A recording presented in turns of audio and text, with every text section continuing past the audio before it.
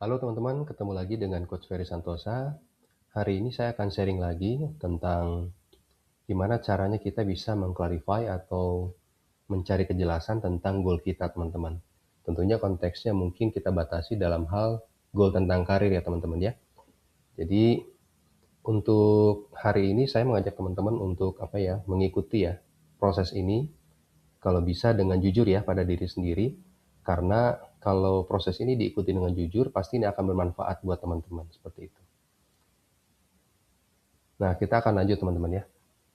Jadi dalam hal kita mencari kejelasan tentang goal kita ini, khususnya tentang karir, mungkin ada beberapa pertanyaan yang akan saya ajukan ke teman-teman. Nah, teman-teman mungkin bisa mempersiapkan catatan ya, mungkin pulpen dengan kertas atau diketik, boleh bebas terserah gimana metodenya. Nah, teman-teman akan saya ajak untuk menjawab beberapa pertanyaan, supaya dengan pertanyaan-pertanyaan ini bisa memperjelas sebetulnya goal teman-teman itu dalam hal karir atau keinginan teman-teman dalam konteks karir ini sebetulnya nanti seperti apa. Oke teman-teman ya, siap? Nah ini pertanyaan yang pertama teman-teman. Kembali lagi, teman-teman diharapkan untuk mengikuti proses ini dengan jujur ya pada diri sendiri. Nanti teman-teman setiap saat bisa stop video ini untuk mempersiapkan catatan mungkin dan segala yang lain gitu ya. Nah sekarang pertanyaan yang pertama, sebetulnya apa keinginan teman-teman? Seandainya teman-teman betul-betul dipastikan bisa mencapai satu goal atau keinginan terbesar teman-teman saat ini, dalam hal karir ya tentunya, apa satu keinginan atau goal terbesar itu? Saya ulang teman-teman ya. Seandainya teman-teman betul-betul dipastikan bisa mencapai satu keinginan atau goal terbesar teman-teman saat ini dalam hal karir, sebenarnya apa satu keinginan atau goal terbesar itu? Nah, teman-teman bisa jawab ya, ditulis sendiri apa jawaban teman-teman. Misalnya jawabannya adalah, saya ingin karir saya lebih baik dari saat ini. Oke, misalnya jawabannya itu ya. Tapi saya akan lanjut ke pertanyaan yang berikutnya teman-teman ya. Berhubung jawaban tadi karir terlihat lebih baik itu masih belum clear ya, masih belum cukup jelas, makanya harus dilanjutkan pertanyaannya teman-teman dengan pertanyaan berikutnya. Yang pertanyaan berikutnya adalah, apa tandanya bahwa itu tercapai? Maksudnya, ciri-ciri nanti yang akan terlihat pada diri teman-teman kalau yang keinginan tadi itu atau goal tadi itu sudah tercapai atau sudah betul-betul didapatkan, ciri-cirinya apa aja yang nanti akan terlihat. Nah, teman-teman jawab ya. Teman-teman jawab secara jujur. Misalnya ini ya contoh. Ciri-ciri buat si A misalnya ya. Misalnya ada si A. Karir yang lebih baik itu bagi si A adalah kalau dia sudah naik jabatan jadi leader. Menurut si A ini ya. Mungkin menurut teman-teman bisa lain jawabannya. Nah, teman-teman ngikutin apa yang ada di pikiran teman-teman aja.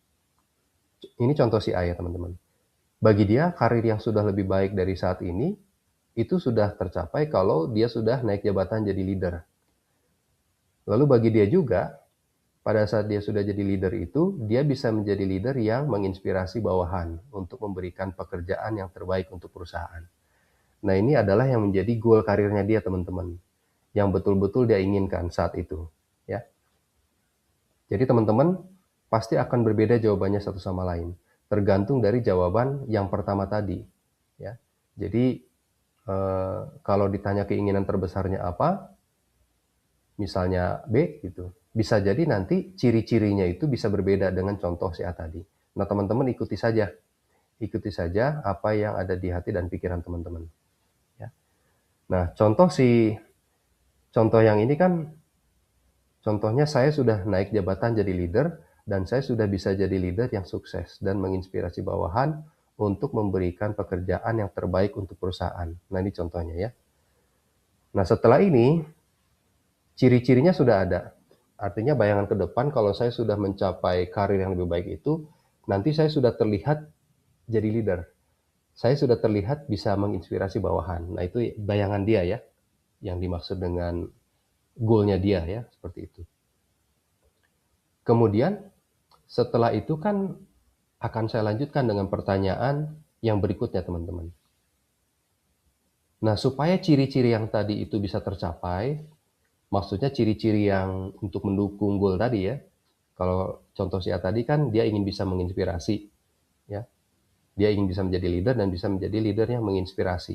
Nah, supaya ciri-ciri ini bisa tercapai, pertanyaannya adalah apa saja yang menurut teman-teman perlu dikembangkan dari diri teman-teman supaya ciri-ciri yang tadi itu, yang dua tadi itu, contoh si A bisa tercapai.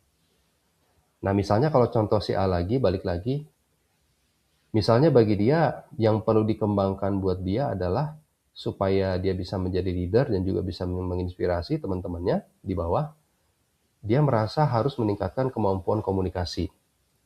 Misalnya kemampuan komunikasi dengan atasan dan juga dengan teman-temannya seperti itu ya, karena dia akan menjadi leader. Lalu dia juga harus meningkatkan kemampuan manajemennya, kemampuan mengatur ya, mengkoordinir orang. Lalu dia juga merasa harus mengembangkan, mengurangi gampang baper misalnya. Nah, banyak sekali kan para pemimpin yang baperan. Nah, kalau sudah gampang baper kan repot ya kalau untuk memimpin orang. Tapi misalnya si A ini dia ada masalah dengan gampang baper, misalnya. Lalu apalagi yang mesti dikembangkan menurut si A ini, dia juga merasa mungkin dia orang yang kurang tegas gitu ya. Padahal untuk menjadi seorang leader itu dia juga harus belajar ya, bisa bersikap lebih tegas ya pada porsi-porsi tertentu. Kemudian apalagi yang perlu dikembangkan, nah dia juga merasa ya harus belajar ya kepemimpinan dari siapa saja dan dari mana saja. Nah, misalnya ini adalah poin-poin yang menurut dia harus dikembangkan supaya ciri-ciri yang tadi menunjukkan keberhasilan dia yang menjadi leader menginspirasi itu bisa tercapai. Nah, kalau ciri-ciri ini sudah tercapai, itulah yang menurut dia goal karirnya sudah menjadi lebih baik. Jadi begitu teman-teman ya. Jadi berurutan gitu. Berurutan. Nah, teman-teman, tergantung dari jawaban pertama teman-teman di depan, di pertanyaan pertama, nanti jawaban pertanyaan 2 dan pertanyaan yang ketiga itu akan berbeda buat teman-teman masing-masing. Nah, jadi teman-teman silakan aja dilakukan secara jujur, dicatat. Nah, nanti itu menjadi gambaran buat teman-teman sendiri gitu ya. Nah, misalnya di sini yang dikembangkan ini ada poin-poin, ada 1, 2, 3, 4, 5 teman-teman ya. Misalnya si A ini merasa kalau meningkatkan kemampuan komunikasi dengan teman-teman sudah bagus gitu ya. Tapi dia ada masalah dengan meningkatkan komunikasi dengan atasan. Nah, artinya di sini dia harus lebih ditingkatkan. Ya. Kemudian dia untuk kemampuan manajerialnya, misalnya katakanlah dia sudah merasa oke gitu ya, berarti sudah lewat ya seperti itu. Tapi yang ketiga ini, dia harus mengurangi gampang baper. Ini dia mengalami masalah teman-teman. Artinya di sini, si A ini dia harus melakukan sesuatu di sini dengan effort yang lebih tinggi ya, supaya mengembangkan, mengurangi gampang bapernya sebagai leader nanti. Di sini juga dia ada masalah, dalam masalah bersikap lebih tegas gitu ya. Di sini juga dia orangnya nggak enakan, kemudian juga sulit ya untuk bersikap tegas gitu. Artinya di sini dia perlu untuk lebih mengembangkan. Nah, kemudian dia juga ya memang harus ya punya sikap untuk mau terus belajar dari siapa saja dan dari mana saja. Nah, artinya teman-teman, dari poin-poin yang dikembangkan di sini, setidaknya ada 3 yang perlu dia perhatikan lebih lagi gitu ya.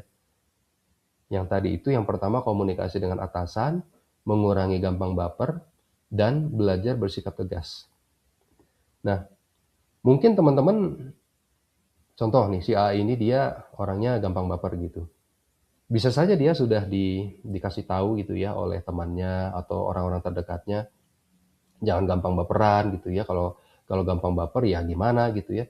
Tapi mungkin kalau dinasehatin seperti itu atau dikasih wejangan-wejangan seperti itu, ya kita masih baper aja gitu teman-teman. Nah, artinya ada sesuatu di situ teman-teman. Prinsip coaching adalah untuk mengubah cara berpikir teman-teman ya, untuk memperbaiki mindset supaya nanti perilakunya bisa berubah. Dengan perilakunya berubah, maka hasilnya juga bisa akan berubah. Nah, kalau misalnya memang sikap baper ini masih belum bisa tertangani, artinya perlu ada hal yang lain yang perlu dilakukan.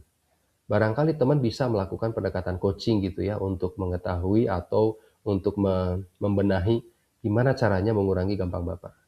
Nah, pendekatan coaching ini nanti akan digali teman-teman ya, digali, kemudian nanti akan dilihat concern teman-teman seperti apa. Nanti seperti yang saya jelaskan, seperti yang saya sudah jelaskan di video-video sebelumnya, pada akhirnya nanti teman-teman akan ada kesadaran-kesadaran baru gitu. Artinya kesadaran-kesadaran apa sih yang menjadi penyebab bapernya sebenarnya gitu ya, dari dalam gitu. Nah nanti, dan juga apa yang menjadi penyebab sikap kurang tegas ini. Mungkin udah dibilang harus tegas dong, harus tegas, tapi tetap aja nggak bisa tegas. Nah ini kan ada sesuatu yang belum terungkapkan di situ. Nah melalui coaching, ini akan bisa terungkap teman-teman. Sepanjang teman-teman mengikuti proses coaching ini dengan jujur dan percaya dengan si coach-nya, nanti ini akan membantu teman-teman. Seperti itu. Kemudian juga tadi ada yang meningkatkan kemampuan dengan atasan. Mungkin juga teman-teman punya teman yang pinter berkomunikasi dengan atasan, terus dia juga udah ngasih nasihat sama teman-teman kalau ngobrol dengan si bos harus begini, begini, begini. Tapi entah kenapa buat teman-teman itu juga belum sepenuhnya sesuai ya dengan ekspektasi, atau belum sesuai dengan harapan. Teman-teman juga sudah coba cari cara untuk membenahi hal itu, tapi juga masih belum bisa juga mendapatkan hal yang sesuai dengan ekspektasi teman-teman. Barangkali teman-teman juga perlu seorang coach ya, untuk membuat teman-teman itu punya, kembali lagi, punya kesadaran-kesadaran ya, apa yang membuat teman-teman sebetulnya seperti itu. Nah itu nanti akan bisa digali dengan coaching, dan nanti di situ teman-teman, seperti yang saya sampaikan teman-teman ya, pada akhirnya nanti coaching ini juga akan mampu membuat teman-teman mendapatkan solusi dari diri sendiri teman-teman. Bukan dari saya sebagai coach ya. Nah, jadi bukan dari coach-nya gitu loh, untuk mendapatkan solusi itu. Tapi dengan proses coaching itu nanti teman-teman akan tahu, kenapa saya nggak bisa tegas ya, kenapa saya sulit untuk nggak baper ya. Nah nanti itu akan tahu sebetulnya karena apa. Yang mungkin selama ini nggak bisa didobrak dengan cara dikasih wejangan-wejangan atau nasihat-nasihat seperti itu. Nah jadi seperti itu teman-teman ya. Nah teman-teman, mudah-mudahan dengan sedikit simulasi ini simulasi coaching singkat gitu ya, untuk klarifikasi goal teman-teman. Mudah-mudahan ini bisa bermanfaat buat teman-teman. Semoga teman-teman juga sudah mulai mendapatkan kejelasan dengan goalnya teman-teman dalam konteks karir gitu ya. Dan juga teman-teman sudah bisa mengidentifikasi sampai di tahap, saya jadi tahu nih, ternyata saya masih kurang di sini. Saya sudah oke di sini, berarti saya harus meningkatkan atau mengembangkan ini. Gitu. Kemudian mana yang saya bisa handle sendiri, mana yang kira-kira saya butuh bantuan. Setidaknya teman-teman sudah tahu gitu poin-poin ini. Oke, mudah-mudahan bisa bermanfaat buat teman-teman. Semoga kita bisa lanjut lagi di video-video berikutnya. Sampai ketemu lagi bersama saya Coach Ferry Santosa. Sampai jumpa.